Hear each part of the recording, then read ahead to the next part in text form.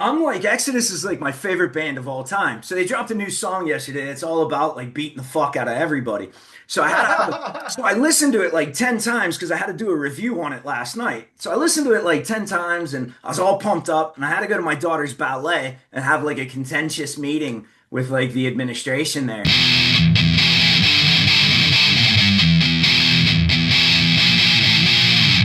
It did not go well at all, dude. Like, do not listen to Exodus before meeting with like important people, you know? So, You are gonna do the toxic waltz on people and shit.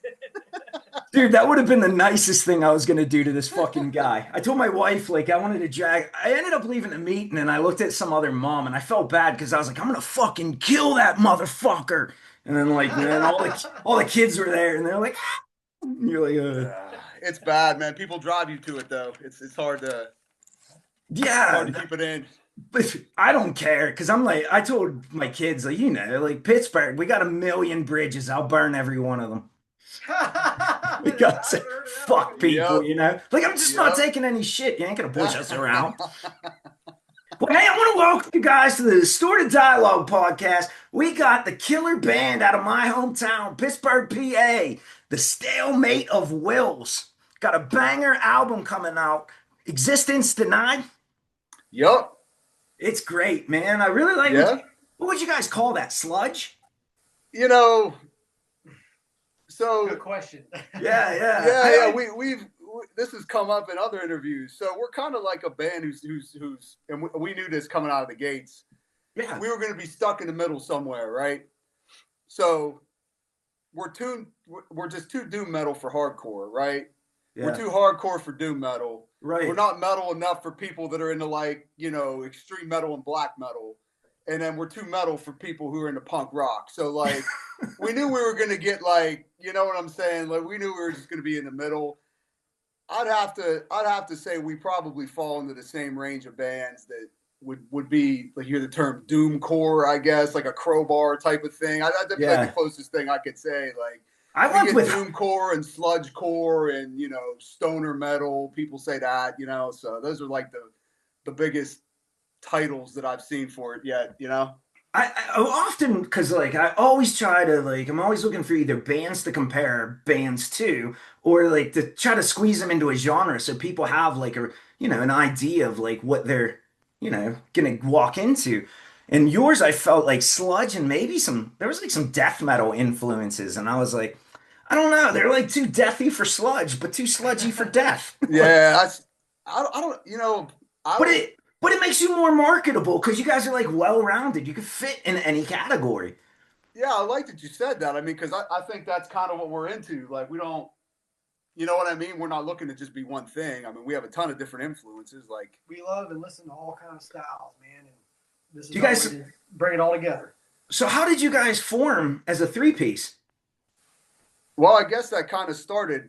I did it as a studio project. I had some stuff that I was listening to a lot of going back probably about 3 or 4 years. I got super into doom metal. I've always kind of been into some of the stuff like, Sabbath. I've always liked shit like Candlemass, things like that. I Hate God. I'm big on the New Orleans sludge thing. Acid Bath and Crowbar, all that shit. Soil and Green, and I had a lot of riffs that started sounding like that in that kind of vein. So I just kind of did my own studio project with it, right? And I did a couple songs, and I was like, wow, this stuff, I'm feeling it. It's pretty good. I should make a band out of it, right? So I already knew Jake from playing in another band with him. I called him up. I said, hey, look, you want to play bass on this? He was like, absolutely. And then Bob had just been out. I think you just stopped playing drums with somebody else, and I happened to hit him up, and I had just quit a band a week before that, and Wow. I said I'm going to wait around, let something come to me this time. He hits me up like I think the following weekend or something, and sent me Corrode, and I'm like, and I'm in. Yeah. Yeah. It happened Right up quick. my alley. Like we were moving immediately, man. Like we've all been playing for a while. So I gave him the tunes. It was a couple weeks later. We all came in and we were playing a set, So it happened pretty quick. There's a nice chemistry between you guys. You guys have like a nice like cohesive sound. It really works well thanks. together.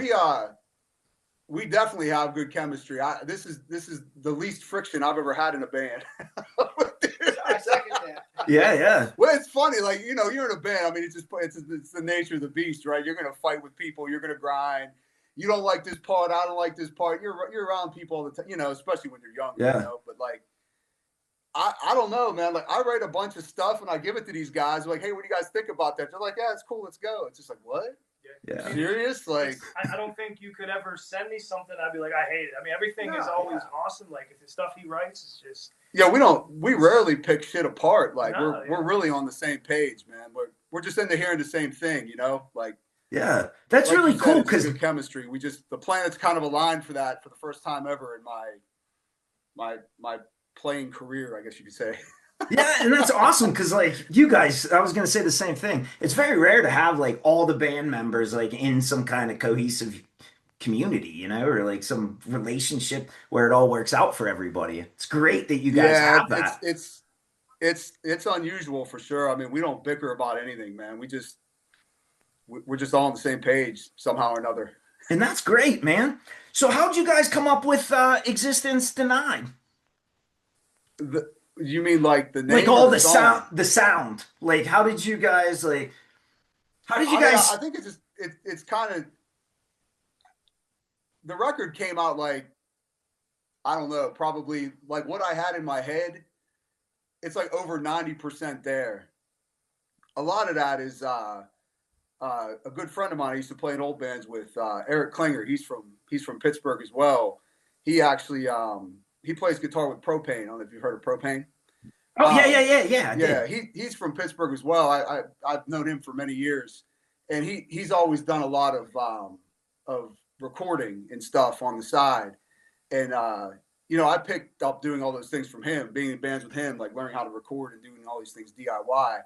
But he mixed and mastered the album, and he just knows what I'm looking for. I think, like, when he heard it, he knew what it had to sound like. And that's what you hear. I mean, I like the minute I heard it, I was like, wow, everything sounds exactly like I thought it would. It sounds great, you know, like just kind of awesome. like a blend of everything we're into. I don't like super modern metal sounding shit. I you know what I mean? I don't hate that. I don't like that genty, super processed sound. You know what I mean? So it came out without having that. So I was pretty happy about that, you know? I think like you said about the modern sound, I get sent a ton of music and there's either two camps. Like everybody's either going for like the sterile perfection, every note in its particular place, or you have that completely raw, like underproduced sound. And I love that raw old school feel. I think the new stuff when they start like really overproducing it causes like a sterility. And I think with so much being AI now, I think sounds like you guys have really shows off the human element of the art. And I think that should be celebrated more than like this AI crap coming out now, you know? No, that's great to hear, man, because we're definitely in that camp. I mean, we're the record that you hear, I mean, it's not really snapped to a drum grid at all. I mean, it's him playing to a click track, you know, so we don't, All of us are. it's not, you listen to it, Yeah. I mean, it's tight, but it's not perfect, you know, it doesn't sound fake. But that's Which is what great. we're That's going what you're for. looking for. Yeah, it is too. I mean, the whole AI thing, like this is going down the rabbit hole for sure. I'll talk the rest of the interview about this, but Yeah. Don't ask me. yeah, we hate AI. Even like you see that artwork that's behind you, right? Like we were determined with all the bullshit AI that you see. Like we want it to be real. It has to be drawn. You know, Yeah. it has to be drawn. Like there's no option. So Yeah. we made sure that you know we didn't use AI for anything. You know what I mean? So Yeah. and look, I get it. Like it's not going away, and you know it can be helpful in certain areas. But you know, look, it's supposed to take care of the drudgery, right? It's not supposed to be the actual creativity. You know what I mean? These people are just making AI songs now. That's disgusting. Like Yeah. it's not. Yeah, I completely agree. I saw you got a show coming up. I'm gonna try to get to it in Tarentum. I think it's in April. Yeah. Yeah, with the dudes over in Brickshot. Yeah. They hit us up. They're like, "You want to come out and rage?" And we're like, "Hell yeah, we'll come do it." It's like a little skate shop skate park type place. Yeah. So I haven't been in Toronto. Like, I think I used to go to this place, but I haven't been there in maybe like 20 years. I live over by like Leechburg, Vandergrift area. So like oh, you live out that way. We're sitting here in Plum right now, so we're I not really that far away from you. what part of Plum? I grew up in Ramparts. Oh, did you? Yeah. I live right behind the high school. Okay. Yeah, Yeah. I grew up in Penn Hills. I moved over to Plum, but that's where I discovered all my metal was like over in Penn Hills, surprisingly. I got met some dudes and they turned me on to Slayer and here I am.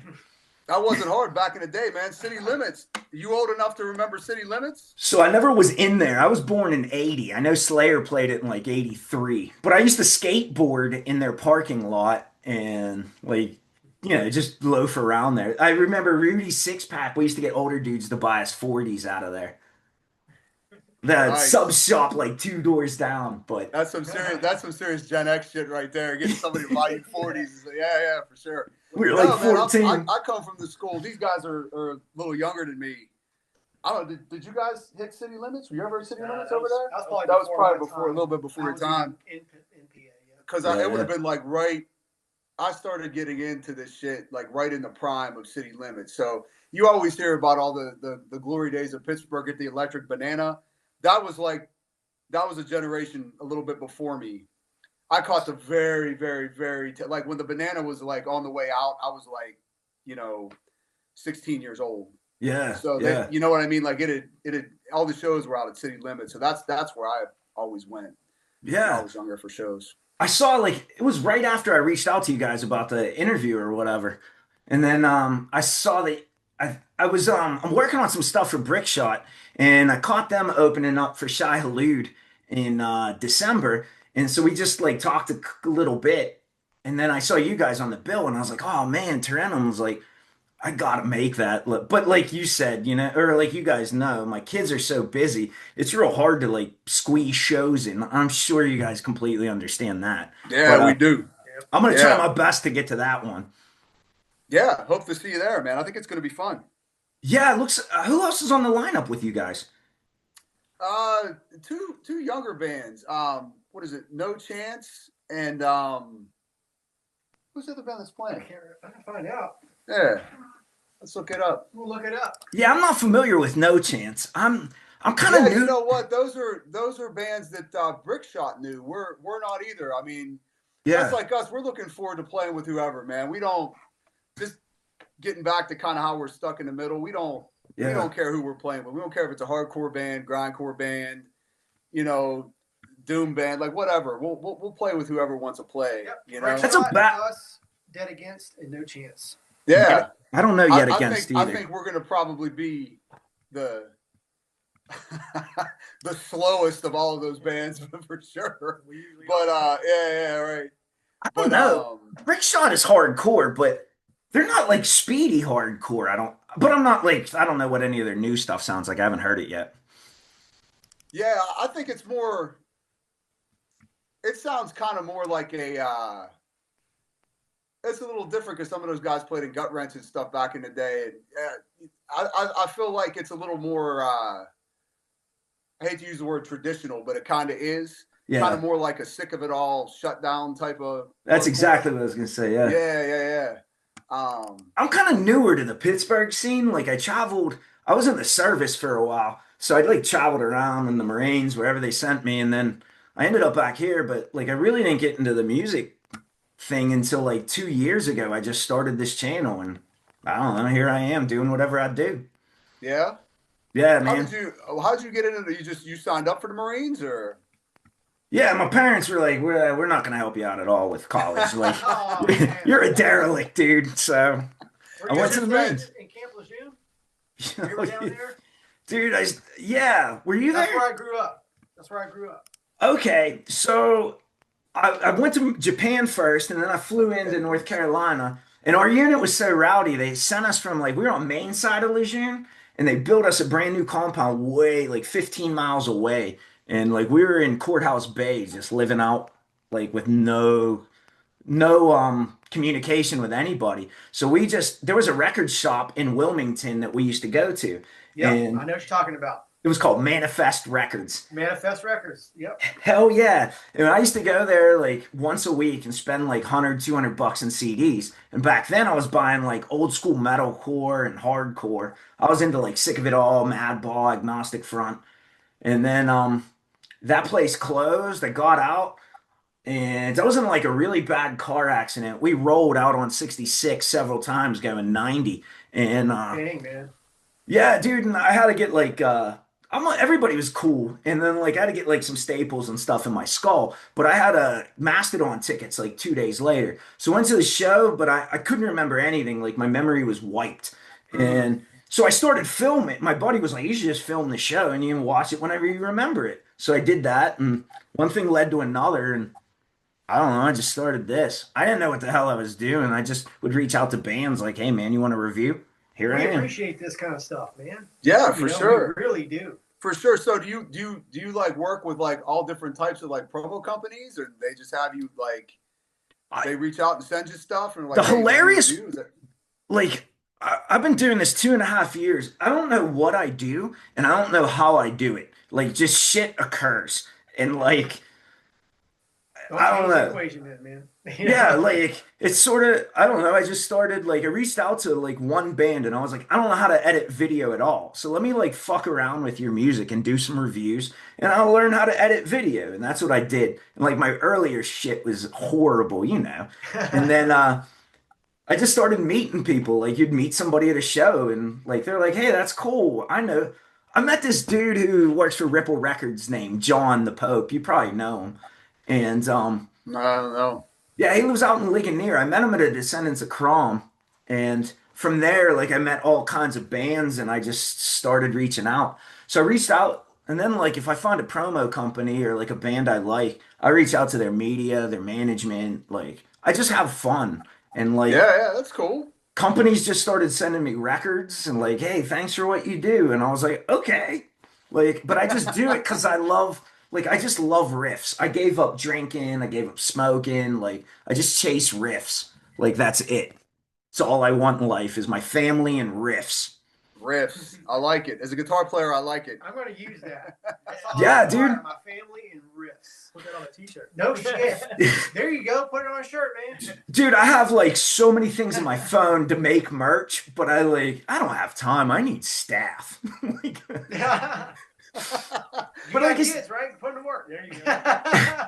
they help me because like I can't do this on my own. They have their own accounts. My wife manages their accounts. My one daughter has like I don't know, like millions and millions and millions of views. And it's like comes so naturally to her. And I'm like busting my ass for like 500 clicks, you know? And Well, that's the thing too. I think that it's just like it's funny you said. I was just bitching the other day. Like everything's more. It's more about attention than anything. It's like getting the most attention at all times. Like yeah. you guys even care about this shit? They're just looking for attention. Like it's more. It seems like it's more important to let people know that you're at this show than it is for you to even be into it watching it. Yeah. You know I what tr- I mean? Like it's just like a weird vibe, man. Like I don't know. I started filming like at shows, but I would like ask the band, especially like at venues like Preserving or where you can get close enough that you can like, hey, Mr. Guitar Player, can I film you? And they'd be like, yeah, I don't care. And then like you start talking to them after the show and they'd be like stoked for you to post it or like do like a little ad for them. And like I've just was like, that's the way for musicians. This so when I started, I was like, if like say I did a video for Stalemate of Wills, I would ask since I don't get paid, like I don't make any money on this, so I would ask people like, hey, could you instead of paying me, could you just give me another band that you respect or like has good music that's like undiscovered? And then like next thing you know, like I would start ending up in like random countries like Venezuela or Portugal. Like I'm bigger in other countries than America. And I would just start and like a band would pass me to the next band and they would know somebody from like the country next door. And like I've met so many people and had so much fun. Like I don't ever want to Well, stop cool. You went this. global. Yeah. Over here. My idea was like with like you guys are the same age as me and you remember the pre-technology days. And so like I'm now we have all this fucking tools. Like you can send shit wherever like now. And so like I thought it was cool. I could like send shit to bands now and like work with bands in real time on the other side of the globe. Like you couldn't accomplish any of this in the 80s. Like it's Hell just no. You could have a band with somebody that overseas right now. You know what I mean? And not yeah. even skip a beat. You know. And the weird part is like now I know more of like bands of like Stalemate of Wills. When people will say like, "Hey, did you hear that Metallica 72 album?" And I'm like, "What? No. Like why would I listen to that?" Like I'm getting Yeah, I listen to agree. like I'm always chasing yeah. something that I've never heard of. Right? Like Yeah. I feel like I'm doing everything a disservice if I'm listening to the new Mastodon record. Like, who cares? Somebody else gonna like. I want to find something else. You know what I mean? Like, Right. show me something that's good that I've never heard. You Yeah, and know? that's exactly like I feel like old school days you're chasing baseball cards or whatever you collected as a kid, you know, and you're like, "Oh, I need that one Ken Griffey." But I'm looking for like that one riff that's magical, that's buried in like Zimbabwe in a cave. And you're like, I need to find it." That's yeah. I don't know, man. I'm always searching for new stuff to listen to, and it's harder to find than I would think that it is too. A lot No. part of it is me. Part of it is me though. I'm willing to admit because I immediately disregard stuff the minute I hear it if it has that modern metal sound. You know what I mean? There are like certain Yeah. things that immediately it's out the door. You know, so maybe I'm just intolerant of certain things I Hey, want to hear, or not hear. Maybe not open minded enough about it. I just don't want to hear something that sounds like that. this is a So great segue for me to say you guys should follow the Metal Institute of Thrashology, where I tell you guys new music every day. I think I already do. I know. Yeah, man. That's why I started like, and I was gonna tell you guys about it later, but I started like a new podcast. I do the interviews. I've only been doing the interviews for like a year and a half, and I just started another podcast. I posted this morning the eighth episode, and I started 8 weeks ago. I started putting whatever music's coming on Friday. I try to drop it. I try Wednesdays to get it up, but I ran out of time because of the fight last night. But I put like what's dropping Friday, and I try to give 5 or 6 different, like from different genres of metal, whether it's death, thrash, doom, whatever. And I say like, hey, these 5 are coming out. This is what I rate it. This is what it sounds like, and I play like a sample underneath me just so people can discover. I Oh, there's a rating. Uh oh. Oh. yeah, A rating system. I do A to F, but like most of them will score higher than I ever scored on a test in my life. Um, I started this whole thing like from the Let's put you car. on the spot. What's the new Stalemate of Wills? What's that scoring? I didn't fight. I One didn't rate finger it up. yet. Okay. Two motherfucker. But I I haven't rated it yet. I have like a sheet on my computer. Like I was listening to it a couple of times today. I usually listen to an album like 4 or 5 times before I review it, and I haven't listened to yours enough yet to put like a score on it. I rate it on like 10 different things just to keep What me. are the 10 things? The 10 things are like the first fuck, I got no memory. It's like creativity, songwriting structure, vocals, musicianship, album flow and replayability, shit like that, you know? Mm. But I started this whole thing after the car accidents. That's what was like my catalyst. Before this, I was like, I work for the federal government and me and them don't get along real well. So I was like, I need to change a pace. So I was like working towards something. And I don't remember where I was going with this fucking story. You sound like me. I got a fucking memory problem. We're all in the same age group. We know exactly what you're going through, man. Yeah, I dude. listen to me 20 times a If day, you want to man. move on, we're good. It'll happen to us before the end of the interview. Yeah. Yeah, dude. So that's what I do. Like I just really wanted so I wanted to I had to remap my brain like because I had no memory, nothing. And so like I was working with some memory people and I had to work with like eye therapists, memory therapists, speech therapists. And so I got to remap the brain however I wanted. So I was like, well, fuck, if I can make my brain, like I get to reprogram my brain to like however the fuck I want. So I started with this channel as almost like a therapy where like there's enough bands out there that deserve positive attention that like I would probably get a lot more views if I just came on here and was like, fucking Stalemate of Wills is the worst band ever. But Yeah, anything for attention, right? Like yeah, the purposefully controversial, anything like that. That's the Yeah, and like for me, like when I first was starting, like I wasn't getting all that quality because you're new, you know? So yeah. like some people would reach out and you're like, "Oh man, this is the worst thing I ever heard." But hey, like I need to like, and part of my like rehabilitation was like, let's find a silver lining in this. And so like some stuff I would be like, this isn't my style, but it's like good to meditate to. And so I would do a video on meditate, but it's just not my style. It might be for someone else. I don't know. Yeah. But you know, like I think like spreading positivity and like spreading bands like the good of metal is going to keep the scene growing, keep you guys growing, you guys getting more shows, whatever, you know? Makes a better experience for all of us. And that's when like I took it worldwide. I was or like, you know, started reaching out to bands in other countries. I was like who gives a shit where we grow? Like growth in Venezuela is just as good as growth in America. Like we're now Sure. like Yeah.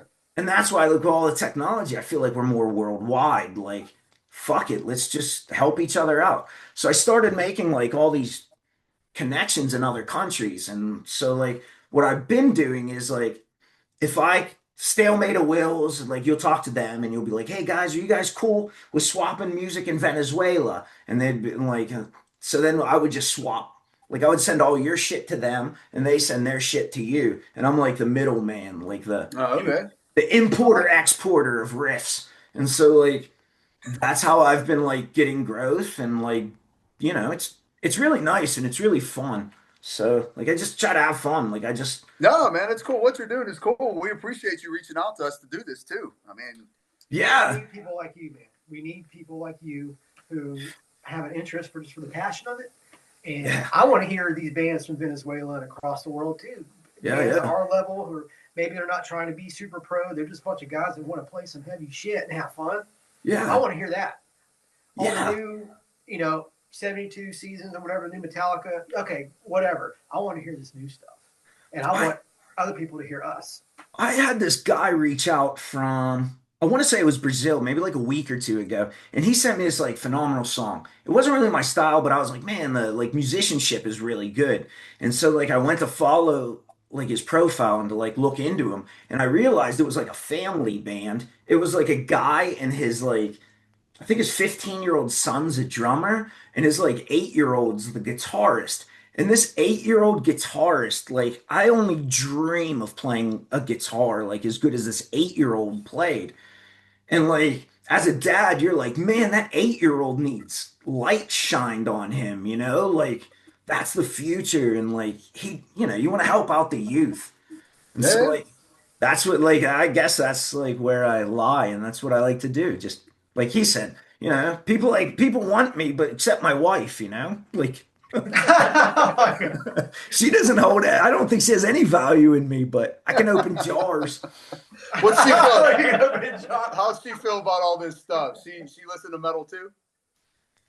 Uh, Not willingly. I know. Yeah, willingly. Yeah. So I've been with my wife now, like we've been together like 24 years, 23 years. And so like when I first met her, like she would listen to like she was young, so she would listen to more like Jet and stuff like that, you know, like pop rock and like Blink 182 and stuff like that. Mm. Then like I got her into like back then when I met her, I was like really into punk rock. So I started listening to like Bad Brains, The Exploited, and like brought her up on that. Now like we're listening to like Deicide at dinner, you know, and with the kids. And so you're like, honey, I have to listen to like this Dude. ultra grindcore album for review while we have like when we See, celebrate our that's where anniversary. my wife draws the line to grind. That's like it. Like she likes metal, right?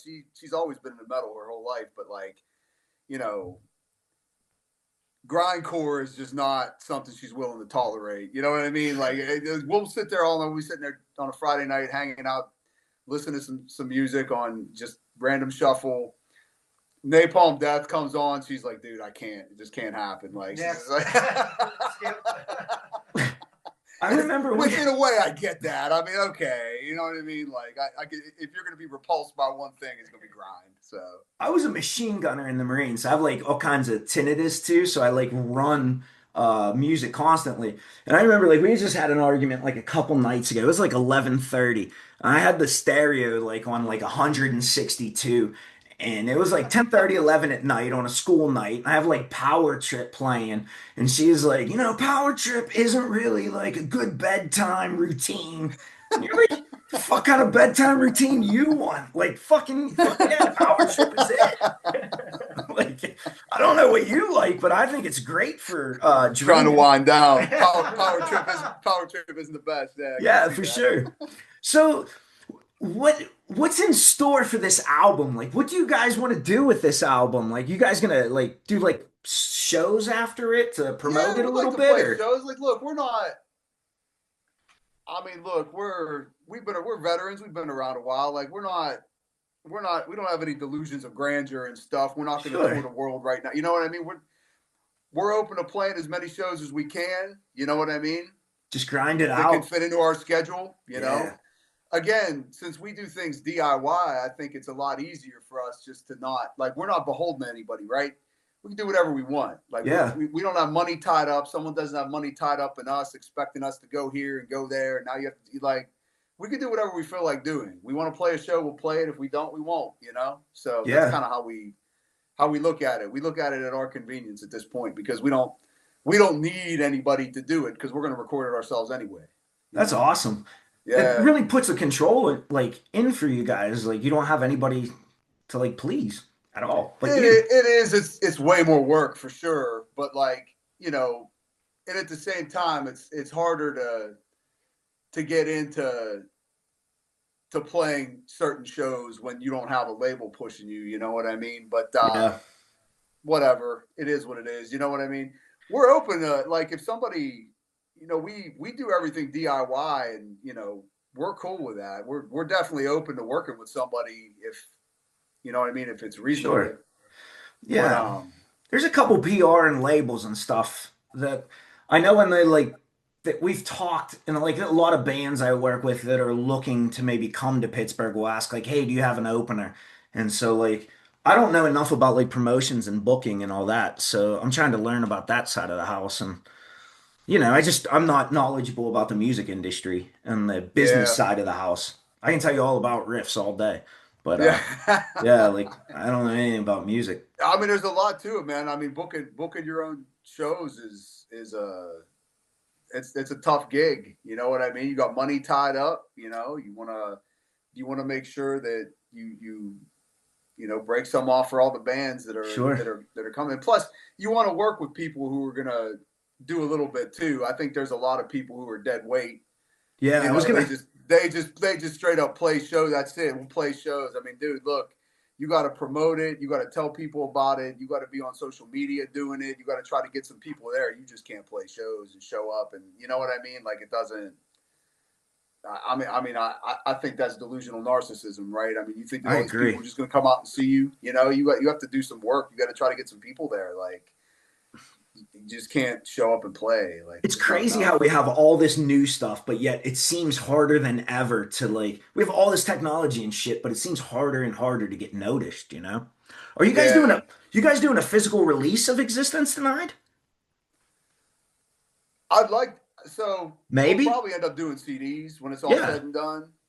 Um, I wanted to do vinyl, but dude, Expensive. it's so expensive. Like I had it in my head that we were gonna do this cool vinyl like splatter cover with like this because I'm like, dude, you're gonna do it. Let's do it right. You know what I mean? Let's do like Yeah. a nice full color insert with artwork and lyrics, and we could put stickers inside, and we could have this splattered vinyl with front and back print. So I'm like, okay, cool. I'm adding all this stuff on the website. Next thing I know, it's like $33 a record to get it printed, and I'm like, yeah. I'm like, I it's get it. like, Yeah. we're Every not we're not in a place where we're you know what I mean. It's just not. It's. I also don't want to just get like if we're gonna do it, I'd like to do it. I just don't want to get like a black record and put it in a sleep. You know what I mean? Like I so. hear you guys. As much as I want to do vinyl, I don't know. It's like go big or go home. Yeah, I don't know. Yeah. I don't know that it's worth going big in that case, though. You know what I mean? It's just Yeah. it's so much money for what it is. It's It I've is. I've I've never looked into pressing vinyl before. Um, I'm not a big vinyl guy. I know people love it. I don't listen to music like that. Yeah. I I'm had open to a doing that. I just don't have the time to sit down and listen to a record. Everything I listen to is on the go. So I had a meeting lined up to do an interview with Hellbender Vinyl out of oh yeah, Lawrenceville. yeah, But yeah, then yeah. we had like all that snow when the interview was supposed to be. It was like 28 I don't know how many inches we had, like 15 or something. And so Hellbender was like, "Hey, we're having some problems," so we like postponed it. But Oh really? Are they still yeah, around or? oh yeah, like this was like a couple weeks ago. But a couple bands from like other countries were like wanting to. I wanted to ask him about like pressing and how that all works because I want these records, but I can't get them in here because of the tariffs. The bands were like, the tariffs are too high. They can't afford to send like merch over here. The Yeah, tariffs were more than like what the cost of the merch was. So I was like, yeah, let's try to find another avenue. You know how that goes. yeah, But yeah. It cost you $100 to send a shirt to Europe now at this point. Like, right. That's what they were saying. It was 75 bucks to mail me, just tariffs to yeah, mail me one record. And I was like, that's crazy. yeah. It's crazy for physical media. It's nuts. Well, I only got a couple minutes left because I'm poor and I didn't pay for like the real Zoom. You know what I mean? I still but I want people to come out to your show on April 11th and support you. Is it April 11th? Did I say that? Yep, That's the right April date. 11th. Look at that. Yeah, I got so it right. it's gonna be us, Brickshot, Discontent, and No Chance. All Cheap right. show too. They made it cheap, which I'm a big fan of. $5. Oh man, that's a steal. Yeah, yeah. That's I'm a almost a big fan buck a of doing that. band. What's that? That's cheaper than going to the dollar store. That's like a buck a band, you know? That's And like an old school price, Yeah, man. it's I old like school that. right You know. yeah, there's no reason no one needs to, like, anybody skips this. Unless you got kids. Kids are okay. Yeah, right. But no, Yeah. it's at the venue's Dry Bone Skate Shop in Tarentum. So hopefully you can make it out. You're not that far. No, not at all. Just it's the kid's schedule. We'll see what it holds, but I'll definitely stay in touch with you guys. And again, thank you for so much for swinging by. Like, I appreciate you guys taking the time out of your schedule to talk to me, you know? Like, No, man, all Thank good. you, man. Yeah, we appreciate it. Yeah, we yeah, yeah. appreciate the interest, dude. Anytime.